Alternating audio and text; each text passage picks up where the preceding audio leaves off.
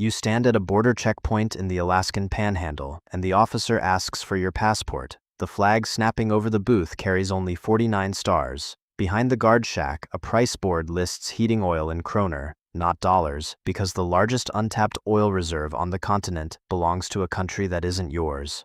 None of that happened, but for one afternoon in Washington, it almost did.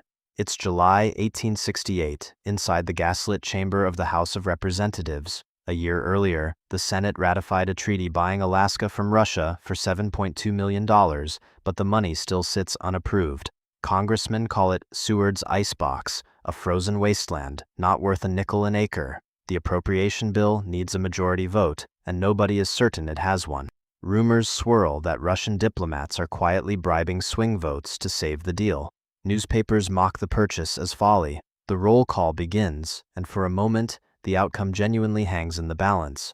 But what if enough congressmen had voted no? Picture it. The appropriation fails by a handful of votes. Russia, unpaid under the treaty's own terms, treats the deal as void. Diplomats in St. Petersburg quietly reopen talks with a more eager buyer. The Dominion of Canada, fresh off its own founding and hungry for Pacific coastline. Within a decade, Alaska becomes Canadian territory, folded into British Columbia's northern reach. The ripples spread for a century. No Klondike gold rush funnels prospectors through an American port at Skagway, because Skagway isn't American. No Alaskan statehood vote ever happens in 1959, so the flag freezes at 49 stars for a generation, with Hawaii standing alone as the newest addition. During the Second World War, the Aleutian Islands campaign is fought on foreign soil, not U.S. territory, changing how Americans remember their only ground invasion of the war. The Cold War arrives, and Washington has no Arctic doorstep facing the Soviet Union across the Bering Strait. The distant early warning radar line bends around Canadian land instead of Alaskan land, and American defense planning treats the Arctic as somebody else's backyard. In 1968, when oil is discovered at Prudhoe Bay, it belongs to Canada, not the United States, and the Trans-Alaska Pipeline is never built.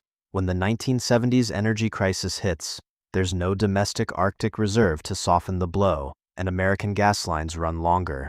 Even the culture shifts. There's no Sarah Palin claiming she can see Russia from her house, because there's no Alaska to govern, no deadliest catch, no northern exposure, no last frontier woven into the American imagination at all. The idea of the United States as a nation that touches the Arctic simply never takes root, and American mapmakers draw the country ending at the 49th parallel and the Pacific coast. Nothing more. NASA feels it too. Without an Alaskan launch corridor, American rocket tracking stations rely entirely on sites in the lower 48 and allied nations, leaving polar orbit satellite coverage thinner than it should be for decades. Fisheries shift as well. The Bering Sea catch that fills American grocery stores now crosses a foreign border first, taxed and inspected before a single crab leg reaches Seattle. Today, you'd need a passport to visit glaciers and grizzly bears that Americans once considered their own backyard. The oil that powers half of North America flows through pipelines owned by someone else, priced in a currency that isn't yours. All because one appropriation vote, on one humid afternoon in 1868, could have gone the other way.